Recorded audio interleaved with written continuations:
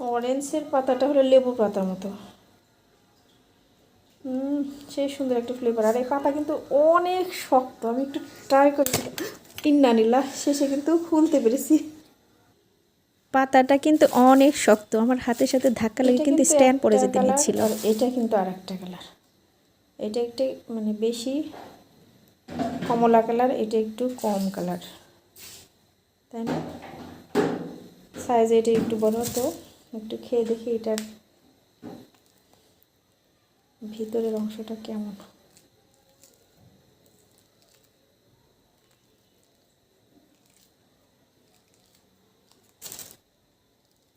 আমি কমলা খুব একটা পছন্দ করি না, আমার কাছে আপেল খেতে ভালো লাগে বেশি।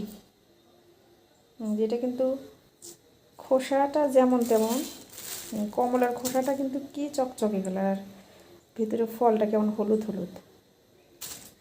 তো যাই হোক, একটা খেয়ে দেখি তো কেমন মিষ্টি আছে নাকি। একটা পিরিজ নিয়ে আসি।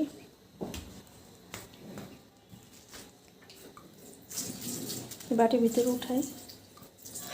অনেকেই কিন্তু তেঁতুল, আমড়া, জলপাই, টক জাতীয় যত ফল আছে, বড়ই, এগুলো খেতে কিন্তু অনেক পছন্দ করে। আমলকি, আমি একেবারেই টক খেতে পছন্দ করি না, টক আমার এক ফোঁটাও ভালো লাগে না। তো দেখি তো অরেঞ্জটা কেমন, যদি মিষ্টি হয় তাহলে খেতে পারবো, আর টক হলে একবারেই খেতে পারবো না। তো আলহামদুলিল্লাহ, অরেঞ্জটা কিন্তু মিষ্টি অনেক, দেখতে যেমন কালারই হোক না কেন মিষ্টি আছে। খোসা যতটা চকচকে ছিল, ভিতরের ফলটা কিন্তু ততটা চকচকে না, কিন্তু মিষ্টি আছে অনেক। বাজারে প্রচুর পরিমাণে এখন জলপাই পাওয়া যাচ্ছে, বড়ই পাওয়া যাচ্ছে, শীতকালীন যত ফল আছে সবই কিন্তু এখন দেখা যাচ্ছে বাজারে। তো মাশাআল্লাহ, বাজারে এখন প্রচুর প্রচুর জলপাই উঠছে। জলপাইটা সংগ্রহ করে আচার বানালে কিন্তু খেতে বেশ মজা লাগে। বড়ের আচারও কিন্তু অনেক সুস্বাদু হয়। তো এখন যে শীত, আচার বানালে কিন্তু রোদে শুকানোর কোনো স্পেস নেই। বাহিরে সব সময়ের জন্য কুয়াশা পড়ছে, ঠান্ডা পড়ছে। আর এখন আচার বানালে কিন্তু আচারটা নষ্ট হয়ে যাবে, রোদ উঠলে আচারটা বানাইতে হবে।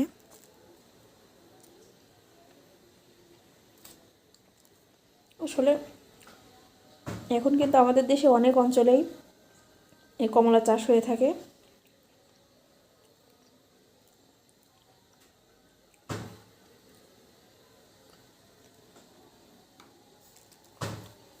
তো বন্ধুরা, আজকে এ পর্যন্তই, চলে যাচ্ছি।